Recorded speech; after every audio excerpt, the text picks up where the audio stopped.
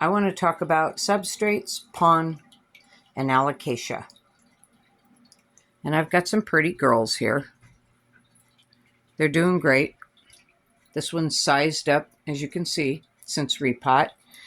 And I had switched to just straight up my PON because I thought, let's go for it.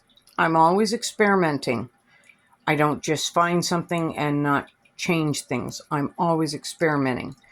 But I thought I would just go to just my PON without anything added. And I noticed the plants were just not as robust as they used to be. I mean, you might think, well, hey, she looks good. And this one's growing roots like crazy. But something just didn't feel right. And upon looking at my videos, I noticed that they were healthier before. Despite the fact that they're still healthy, everybody's growing, everything's good, There's no root rot here. This plant is just really happy. Okay.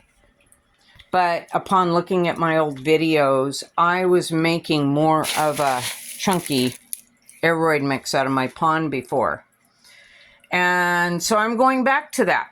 Just full transparency. I'm doing 2 parts of my PON, which I'm going to do a video. That's going to be a separate video.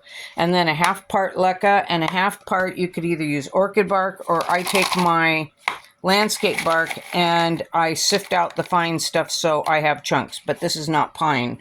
Orchid bark is usually pine. This is Douglas fir. Doesn't matter. It works either way. And as you could see, it gives me more of a chunky aeroid looking mix.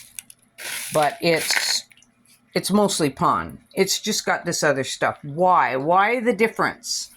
Well, because I'm not using a hydroponic feed.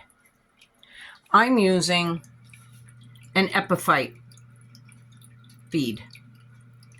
And that's not enough with just straight up PON. I need nature. I need biomatter. And I'm not saying that hydroponic isn't good. Hydroponic's great.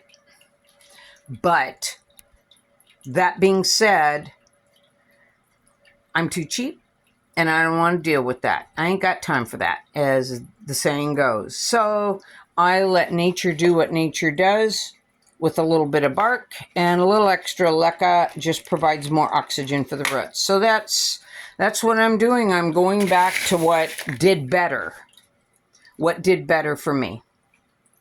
Well, thanks for taking the time to watch. Have a lovely day.